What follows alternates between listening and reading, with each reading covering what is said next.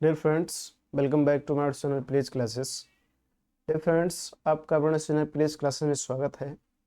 आज के video lecture में मैं टेंस का तीसरा वीडियो लेक्चर आया हूं। अब तक आपने सीखा प्रेजेंट टेंस को, पास्ट टेंस को, और आज के वीडियो लेक्चर में आप सीखेंगे फ्यूचर टेंस को। तो डियर फ्रेंड्स, बहुत ही शानदार तरीके से ये डिज़ाइन किया हुआ पीपीटी आपके सामने लेकर आया हूँ। एक बार आप इसको देख लेंगे तो निश्चित है आपको फ्यूचर टेंस से लेकर किसी प्रकार की कोई समस्या नहीं होगी। तो डियर फ्रेंड्स, जैसे कि आप स्क्रीन पर देख रहे हैं, ये डे 22 है। 45 डेज स्पोकन इंग्लिश कोर्स का ये 22वां दिन है और इसमें आप सीखेंगे टेंस, और टेंस में आप सीखेंगे फ्यूचर टेंस। क्या सीखेंगे? Future tense. फ्यूचर टेंस कितने प्रकार का होता है, उसको कैसे पहचानेंगे, फिर यदि पहचान लिए तो उसका ट्रांसलेट क्या होगा, कैसे करेंगे। आज के वीडियो लेक्चर में आप सभी बहुत ही आसान तरीके से सीखने वाले हैं। तो यदि आप फ्यूचर टेंस के बारे में कन्फ्यूजन हो, फ्यूचर टेंस को नहीं जानते हैं, तो इस वीडियो को अंत तक देखिए। निश्चित है आपको कहीं पर किसी प्रकार की कोई समस्या नहीं होगी। Without any delay let's start today's video. बिना देर करते हुए आज की वीडियो शुरू करते हैं। डियर फ्रेंड्स, देखेंगे जैसे आपके सामने स्क्रीन पर पहले मैंने एक लिया है छोटा सा। अगर आप इस टेबल को समझ जाते हैं तब भी आपका फ्यूचर टेंस क्लियर हो जाएगा, आपको कहीं किसी प्रकार की कोई दिक्कत नहीं होगी। तो यहाँ पर देखिए लिखा हुआ फ्यूचर टेंस, और फ्यूचर टेंस कितने प्रकार का होता है, क्या उसका हेल्पिंग वर्ब होता है, क्या उसका मेन वर्ब होता है, कौन सा मेन वर्ब लगेगा, उसकी पहचान क्या होगी, ये सारी बातें मैंने बहुत ही बेहतरीन और बहुत ही आसान तरीके से लिखा हुआ है। तो फ्यूचर टेंस की बात करें तो फ्यूचर टेंस होता है 4 प्रकार का। पहला देखिए फ्यूचर इंडेफिनिट टेंस, दूसरा फ्यूचर कंटिन्यूअस टेंस, तीसरा फ्यूचर परफेक्ट टेंस, और चौथा होता है फ्यूचर परफेक्ट कंटिन्यूअस टेंस। ये 4 प्रकार के फ्यूचर टेंस होते हैं। फ्यूचर टेंस का मतलब होता है जिस सेंटेंस से हमें भविष्य के बारे में पता चले। जैसे वह खाएगा, मतलब अभी खाया नहीं है, खाएगा, आने वाले समय की बात हो, मतलब जो भी आने वाला समय होता है वो हमारा सभी फ्यूचर टेंस होता है। तो फ्यूचर टेंस मतलब होता है जो हमें आने वाले समय के बारे में बताए, उसे हम कहते हैं फ्यूचर टेंस। ठीक है। तो फ्यूचर टेंस 4 प्रकार का: future indefinite tense, future continuous tense, future perfect tense, future perfect continuous tense. अब देखिए मैंने इनको लिख दिया है कि यदि आपको फ्यूचर इंडेफिनिट टेंस पहचानना है तो कैसे पहचानेंगे। तो यहाँ देखिए लिखा है गा गी गे। कोई भी हिंदी सेंटेंस देखिए, यदि उसके अंत में गा गी गे, क्रिया के अंत में गा गी गे लगा है तो आपका फ्यूचर इंडेफिनिट टेंस होगा। ठीक। कोई भी, जैसे वह खाएगा, मैं पढ़ूंगा, ठीक है, वह लिखेगी, तो गा गी गे, क्रिया के अंत में गा गी गे मिले तो आपका फ्यूचर इंडेफिनिट टेंस होगा। अब इसका हेल्पिंग वर्ब क्या होता है? इसका हेल्पिंग वर्ब होता है विल, और विल सभी के साथ लगेगा। देखिए यहाँ पर लिखा है all subject. Will all subject के साथ लगेगा, चाहे वो सिंगुलर हो या प्लूरल होगा। इसमें मेन वर्ब क्या लगेगा? तो मेन वर्ब का फर्स्ट फॉर्म लगेगा, जैसे गो, प्ले, रीड, ईट, रन एटसेट्रा, ये सभी फर्स्ट फॉर्म होते हैं। तो मेन वर्ब का फर्स्ट फॉर्म लगेगा फ्यूचर इंडेफिनिट टेंस में। स्ट्रक्चर मैंने सिंपल का स्ट्रक्चर बताया है। सबसे पहले सब्जेक्ट लिखेंगे, फिर विल लिखेंगे, फिर V1 लिखेंगे, फिर ऑब्जेक्ट लिखेंगे, फिर अदर वर्ड। जैसे एग्जाम्पल में मैंने लिखा वह घर जाएगा, देखिए इसके अंत में आया गा। तुम पढ़ोगे, इसके अंत में आया गे। लड़के अपना काम करेंगे, सॉरी यहाँ करेंगे रहेगा तो गे शब्द आया। तो इस प्रकार से किसी भी हिंदी सेंटेंस के अंत में क्रिया जो हो उसके में गा गे गे है तो आपका फ्यूचर इंडेफिनिट टेंस होगा। ठीक। अब चलिए दूसरे की बात करते हैं। दूसरा आपका होता है future continuous tense. Future continuous tense क्या होगा? तो इसकी पहचान होता है रहा होगा, रही होगी, रहे होंगे, रहा हूँगा, रही होंगी। कोई भी हिंदी सेंटेंस देखिए, उसके अंत में जाइए, क्रिया के साथ रहा होगा, रही होगी, रहे होंगे, रहा हूँगा, रही होंगे आए तो आपका फ्यूचर कंटिन्यूअस टेंस होगा। क्या होगा? Future continuous tense. Future continuous tense का हेल्पिंग वर्ब होता है विल बी। ये भी सभी के साथ लगेगा, ऑल सब्जेक्ट के साथ, चाहे वो सिंगुलर हो या प्लूरल, सभी सब्जेक्ट के साथ, ऑल सब्जेक्ट के साथ विल बी का यूज होगा। इसमें मेन वर्ब के आईएनजी फॉर्म का यूज़ करेंगे, जिसको V4 कहा जाता है। मेन वर्ब के आईएनजी फॉर्म का यूज़ करेंगे, जैसे गोइंग, प्लेइंग, रीडिंग, राइटिंग। इस प्रकार से जो आईएनजी फॉर्म होता है उसका प्रयोग किया जाता है कंटिन्यूअस टेंस में। सिंपल का स्ट्रक्चर ऐसे होगा, सबसे पहले सब्जेक्ट लिखेंगे, फिर विल भी लगाएंगे सभी के साथ, चाहे वो सिंगुलर हो या प्लूरल, फिर V4 लगाएंगे वर्ब का आईएनजी फॉर्म, फिर ऑब्जेक्ट लगा देंगे, फिर अदर वर्ड।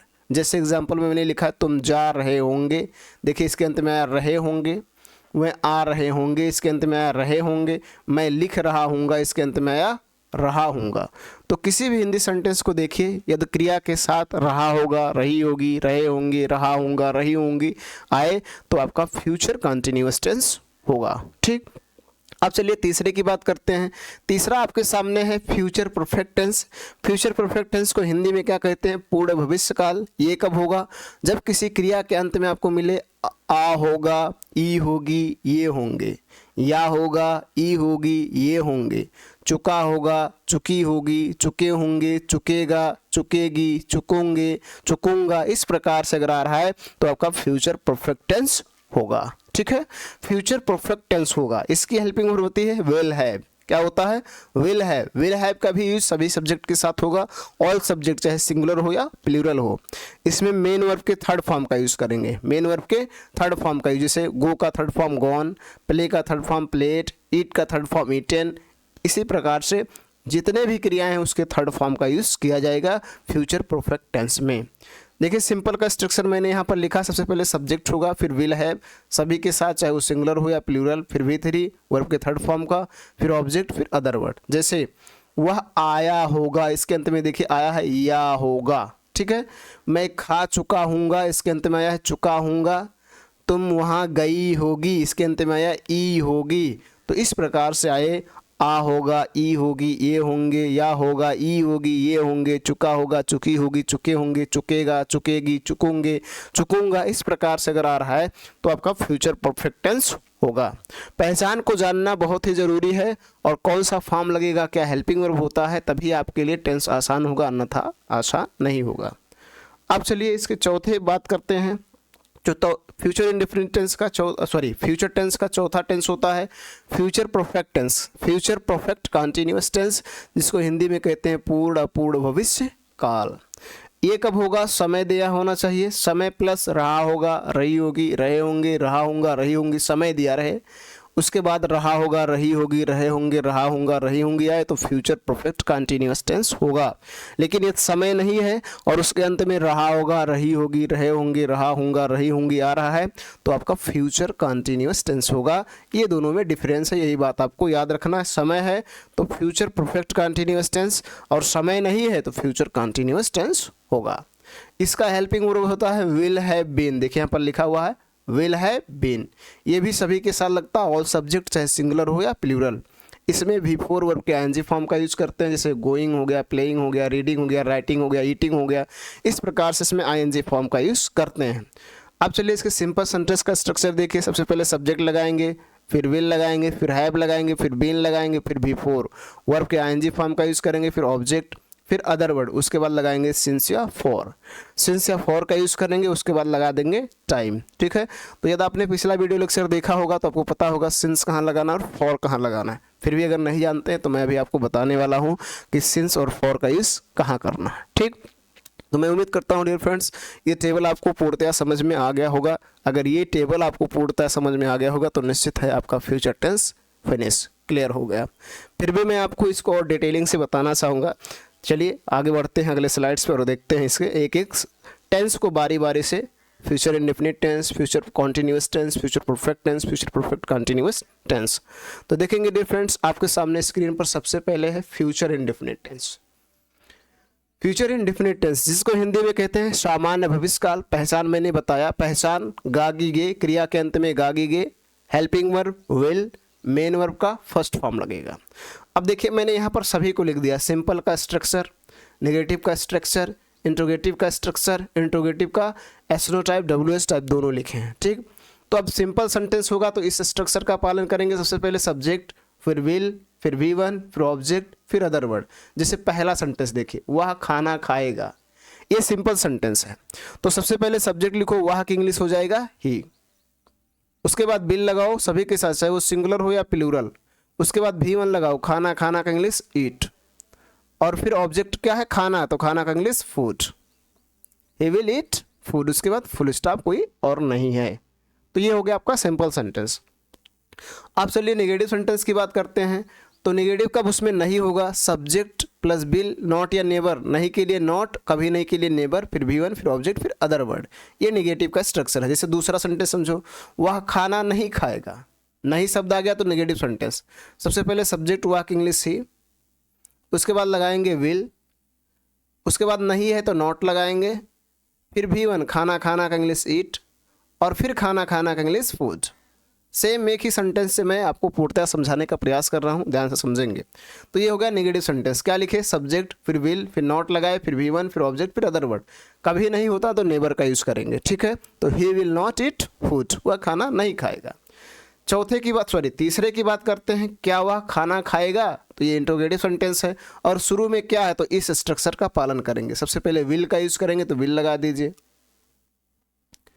उसके बाद सब्जेक्ट कौन है, वाह की इंग्लिश सी, उसके बाद V1 देखेंगे यहाँ पर समझिएगा, V1 ईट, उसके बाद ऑब्जेक्ट क्या है, फूड, तो फूड लगा देंगे, कोई अदा और है नहीं को लगा देंगे क्वेश्चन मार्क, ये हो गया। अब दूसरा सेंटेंस समझिए, यहाँ पर देखिए मैंने फिर दे दिया है, क्या वह खाना नहीं खाएगा, ये इंट्रोगेटिव नेगेटिव सेंटेंस है। तो आपको रूल्स वही करना है, बस केवल सब्जेक्ट के बाद नॉट का यूज करना है, अर्थात लिखना है विल, सेम सेंटेंस होगा, उसके बाद ही, बस सब्जेक्ट के बाद आपको नॉट लगा देना, बाकी वैसे कर देना, ईट फूड फिर क्वेश्चन मार्क। इतना बात आपको याद रखना, जब इंट्रोगेटिव नेगेटिव होगा तो सब्जेक्ट के तुरंत बाद नॉट का यूज करेंगे। Will he not eat food, क्या वह खाना नहीं खाएगा। अब चलिए पांचवें सेंटेंस की बात करते हैं। पांचवा, वह कब खाना खाएगा, तो इस इंट्रोगेटिव सेंटेंस के स्ट्रक्चर के अनुसार बनाया जाएगा। सबसे पहले क्वेश्चन वर्ड मीन्स कहाँ कब कितना कितने कितने कौन सा किस किसका किसकी, इसकी इंग्लिश। तो सबसे पहले कब की इंग्लिश लिख दीजिए व्हेन। अब आगे बढ़िए, आपको लगाना है विल, तो विल लगा दीजिए। अब सब्जेक्ट लगाना वाह की इंग्लिश ही, फिर V1 लगाना खाना खाना का इंग्लिश ईट, फिर ऑब्जेक्ट लगाना है खाना खाना का इंग्लिश फूड, और फिर लगा देना क्वेश्चन मार्क। तो when will he eat food, वह खाना कब खाएगा। अब फिर मैं इसी सेंटेंस को रिपीट किया हूँ, इसको इंट्रोगेटिव नेगेटिव बनाया हूँ, क्यों, वह खाना क्यों नहीं खाएगा। देखिए इसमें नहीं सेंटेंस दे दिया हूँ, ठीक है, नहीं शब्द लिख दिया हूँ। तो अब सबसे पहले क्यों की इंग्लिश लिखना वाई, उसके बाद विल लगाना है, फिर सब्जेक्ट हुआ कि इंग्लिश ही। अब नहीं आ जाएगा तो सब्जेक्ट के तुरंत बाद नॉट, बस इतने आपको करना, बाकी कोई दिक्कत नहीं है, ईट फूड, फिर लगा देंगे क्वेश्चन मार्क। तो इस प्रकार से मैंने आपको 6 सेंटेंस बताया, जिसकी मदद से आप फ्यूचर इंडेफिनिट टेंस के हजारों लाखों करोड़ों सेंटेंस को आसानी से हिंदी से इंग्लिश में ट्रांसलेट कर पाएंगे। जैसे वह खाना खाएगा, ही विल ईट फूड, वह खाना नहीं खाएगा, he will not eat food, क्या वह खाना खाएगा, विल ही ईट फूड, क्या वह खाना नहीं खाएगा, will he not eat food, वह खाना कब खाएगा, when will he eat food, वह खाना क्यों नहीं खाएगा, why will he not eat food. तो इस प्रकार से मैंने 6 सेंटेंस बताए, इससे और एक्स्ट्रा कोई होता नहीं है, बस इसी 6 सेंटेंस के रूल्स को अगर समझ जाइए तो आपके फ्यूचर इंडेफिनिट टेंस फिनिश, आपको कहीं पर किसी प्रकार की कोई दिक्कत नहीं होगी, ठीक। तो मैंने सिंपल को, नेगेटिव को, इंट्रोगेटिव के दोनों, यस नो टाइप को जब शुरुआत क्या से हो और जब शुरुआत क्या से ना हो, WS टाइप को, दोनों सभी के स्ट्रक्चर लिख दिया हूँ। बस इंट्रोगेटिव नेगेटिव का नहीं लिखा हूँ, तो उसमें आपको कुछ रटना नहीं है, बस केवल रूल्स वही रहेंगे, सब्जेक्ट के बाद नॉट का यूज करना, चाहे वो SNO टाइप हो या WS टाइप हो। अब चलिए डियर फ्रेंड्स अगले स्लाइड्स की ओर मूव करते हैं। अगला स्लाइड्स आपके सामने स्क्रीन पर है, देखेंगे future continuous tense. Future continuous tense को हिंदी में कहते हैं अपूर्ण भविष्यकाल। और अपूर्ण भविष्यकाल जैसे आपने फ्यूचर इंडेफिनिट टेंस में सीखा, सिंपल, नेगेटिव, इंट्रोगेटिव, सेम वैसे इसमें भी है। सबसे पहले देखिए सिंपल, तो सब्जेक्ट, फिर विल बी, फिर V4, फिर ऑब्जेक्ट, फिर अदर वर्ड। पहले सेंटेंस को देखिए, मैं घर जा रहा हूँगा, इसके अंत में रहा हूँगा, इसका मतलब फ्यूचर कंटिन्यूअस टेंस है। और सिंपल है तो सबसे पहले सब्जेक्ट मेक इंग्लिश आई, उसके बाद आपको लगाना है विल बी, सभी के साथ, चाहे वो सिंगुलर हो या प्लूरल, विल बी।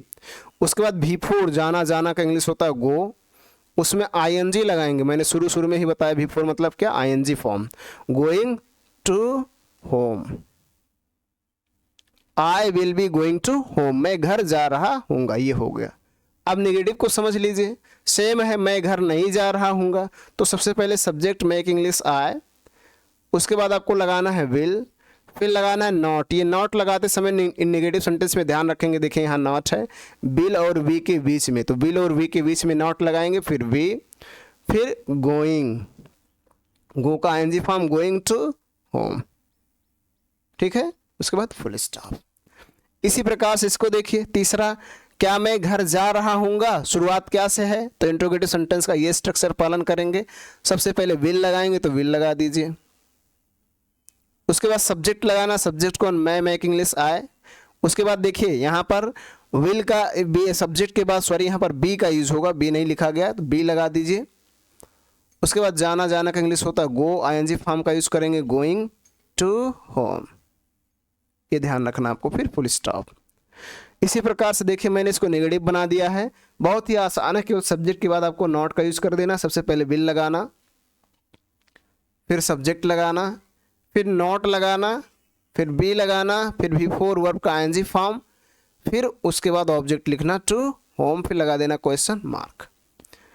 अगले को देखिए पांचवा, मैं कैसे घर जा रहा हूँगा, मैं कैसे घर जा रहा हूँगा, तो ये वाला आपका है। इस रूल्स को पालन करेंगे। सबसे पहले क्वेश्चन वर्ड, क्वेश्चन वर्ड मतलब अभी मैंने आपको बताया कहाँ कब कितना कितने कितने कौन से किस किस का किसकी किसके इंग्लिश लिखेंगे। तो सबसे पहले आप कैसे की इंग्लिश लिखे, तो कैसे की इंग्लिश होगा हाउ। उसके बाद बिल लगाइए, उसके बाद सब्जेक्ट, सब्जेक्ट कौन है, मैं मेक इंग्लिश आए। उसके बाद देखिए यहाँ लगा सब्जेक्ट के बाद बी लगाना तो बी लगा दीजिए, फिर गो का आईएनजी फॉर्म लगाएंगे गोइंग, फिर टू, फिर होम, और उसके बाद लगा देंगे क्वेश्चन मार्क। अब इसको समझिए, मैं कैसे घर नहीं जा रहा हूँ, सेम सेंटेंस है, बस ये इंट्रोगेटिव नेगेटिव है। तो सबसे पहले सब्जेक्ट लिखना हाउ, उसके बाद लगाइए विल, उसके बाद सब्जेक्ट आए, फिर लगाना नॉट, फिर लगाना बी, फिर लगाना गोइंग, और फिर लगाना टू, उसके बाद लिख देना होम। तो इस तरह से मैंने आपको बताया कि कैसे फ्यूचर कंटिन्यूअस टेंस के सेंटेंसों को आसानी से हिंदी से इंग्लिश में ट्रांसलेट कर सकते हैं। ठीक है, तो ये आपका सिंपल का स्ट्रक्चर है, सिंपल के सामने सिंपल का स्ट्रक्चर, नेगेटिव के सामने नेगेटिव का स्ट्रक्चर, इंट्रोगेटिव के सामने इंट्रोगेटिव का है, सभी के स्ट्रक्चर लिखे हुए हैं। इंट्रोगेटिव नेगेटिव में सेंटेंस में ध्यान रखना, केवल सब्जेक्ट के बाद नॉट का यूज कर देना, शेष रूल्स यही रहेंगे जो इंट्रोगेटिव के हैं। तो पहला सेंटेंस मैंने कहा, मैं घर जा रहा हूँगा, I will going to home, I will be going to home. मैं घर नहीं जा रहा हूँगा, I will not be going to home. क्या मैं घर जा रहा हूँगा, will I be going to home. क्या मैं घर नहीं जा रहा हूँगा, will I not be going to home. मैं घर कैसे जा रहा हूँगा, how will I be going to home. मैं कैसे घर नहीं जा रहा हूँगा, how will I not be going to home. तो इस तरह से आप सेंटेंसों को आसानी से हिंदी से इंग्लिश में ट्रांसलेट कर सकते हैं, कोई समस्या नहीं होगी।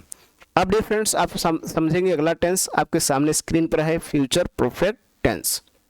ये देखिए आपके सामने स्क्रीन पर आ गया future perfect tense. Future perfect tense के बारे में मैंने शुरू में आपको बताया कि क्या होगा, क्या हेल्पिंग वर्ब होगा, क्या मेन वर्ब होगा, क्या पहचान होगी, कैसे करेंगे। आप समझिए, सबसे पहले ये सिंपल का स्ट्रक्चर है, ये नेगेटिव का स्ट्रक्चर है, ये इंट्रोगेटिव के एसनो टाइप का स्ट्रक्चर है, और ये इंट्रोगेटिव के डब्ल्यूएस टाइप का स्ट्रक्चर है। ठीक, अब चलिए पहले सेंटेंस की बात करते हैं, पहले सिंपल सेंटेंस की बात करते हैं। तो पहला सेंटेंस है, तुम अपना काम कर लिए होंगे, लिए होंगे आ गया। ठीक है, लिया होगा, ली होगी, लिए होंगे, गया होगा, गई होगी, गए होंगे, किया होगा, की होगी, खाया होगा, पिया होगा, इस प्रकार से आए तो उसका फ्यूचर परफेक्ट टेंस होता है। तो सबसे पहले सब्जेक्ट लिखना, तुम की इंग्लिश क्या होता है, यू। उसके बाद क्या लगाना है आपको, विल हैव। देखिए यहाँ पर लगा विल हैव, फिर V3 लगाना है, करना, करना का इंग्लिश होता है डू, थर्ड फॉर्म लगाएंगे डन। अपना काम, यू के साथ अपना का इंग्लिश लगता है योर, और काम की इंग्लिश वर्क। उसके बाद full stop, you will have done your work. अब दूसरे सेंटेंस को समझिए, दूसरा नेगेटिव सेंटेंस है, सबसे पहले सब्जेक्ट लिखना, तुम की इंग्लिश यू।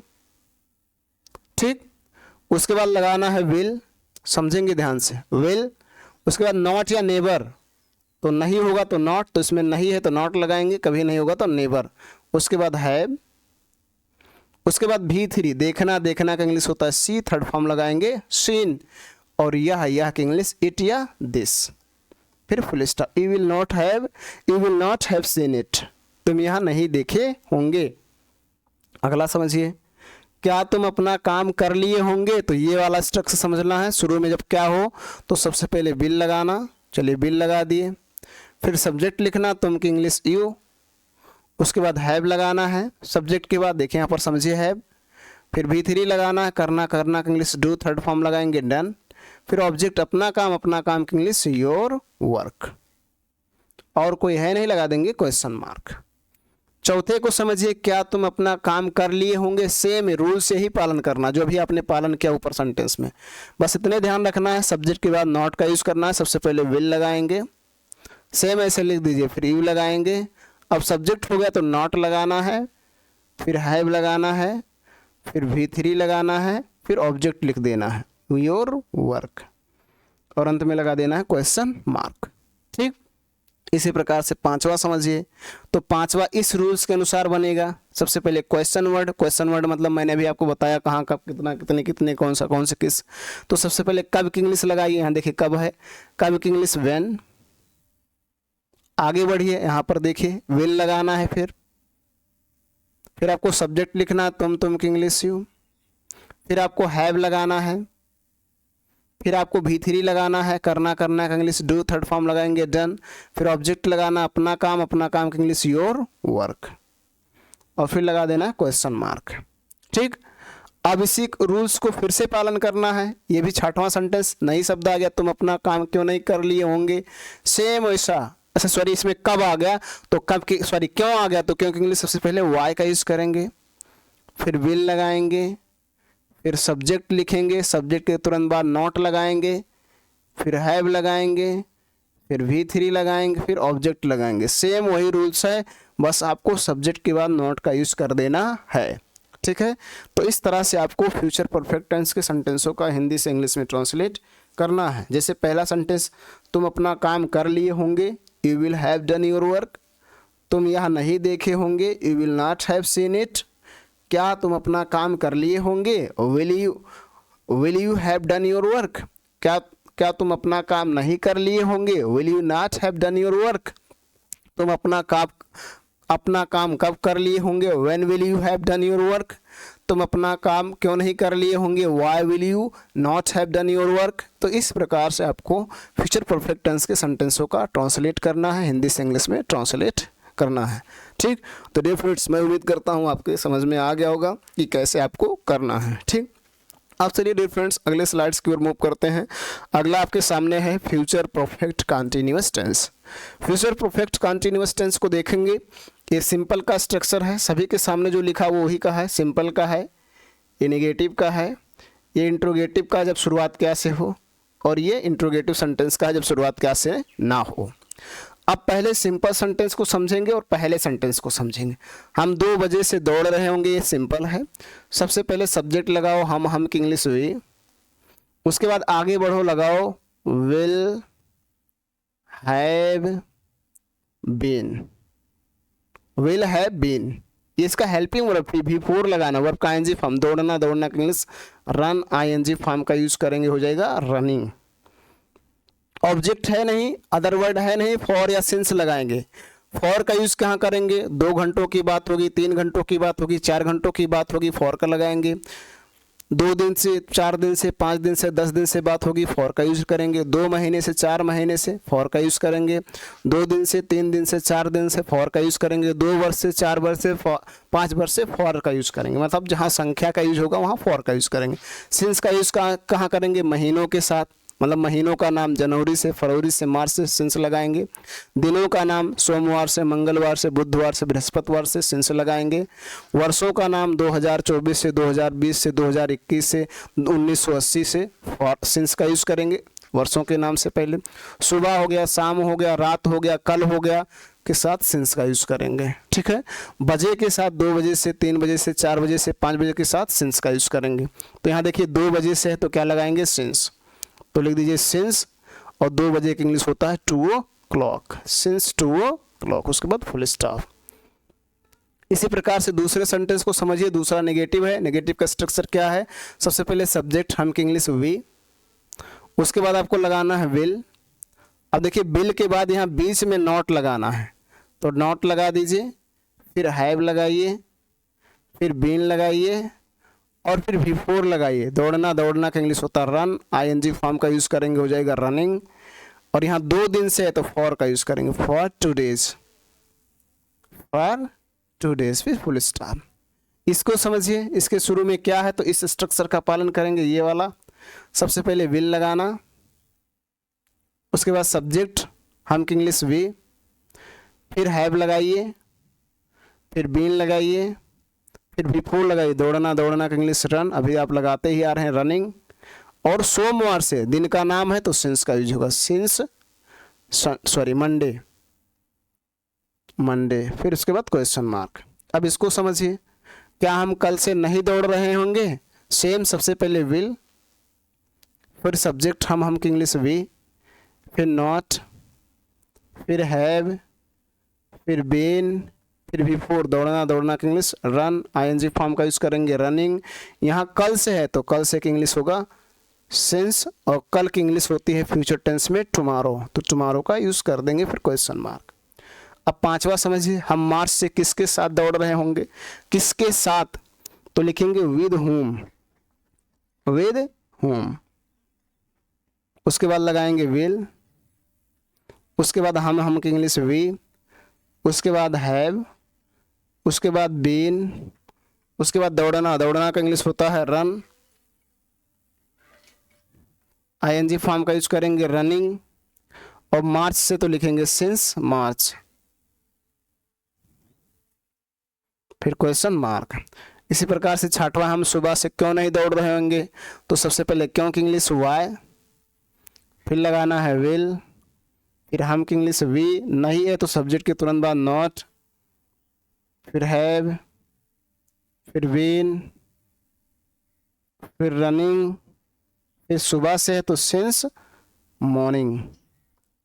ठीक है, तो इस तरह से आपको सेंटेंसों का हिंदी से इंग्लिश में ट्रांसलेट करना है, कोई दिक्कत नहीं है, टेंस कोई बड़ी बात नहीं। अगर आप आसानी से रूल्सों को और ध्यानपूर्वक सीखते हैं तो आप रूल्स को आसानी से सीख सकते हैं और ट्रांसलेट कर सकते हैं। तो डियर फ्रेंड्स, मैं उम्मीद करता हूं कि आपको फ्यूचर परफेक्ट टेंस पूर्णतः समझ में आ गया हो गया और आप आसानी से सेंटेंसों को हिंदी से इंग्लिश में ट्रांसलेट भी कर ले जाएंगे। डियर फ्रेंड्स, आज के वीडियो लेक्चर में बस इतना ही, लेकिन इससे पहले मैं आपके लिए एक टास्क लेकर आया हूँ, एक कार्य है जिसको आप नोट करेंगे।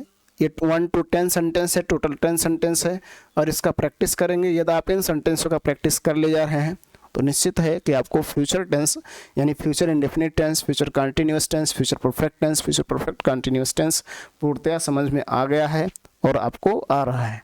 तो डियर फ्रेंड्स, आज के वीडियो लेक्चर में इतना ही। धन्यवाद।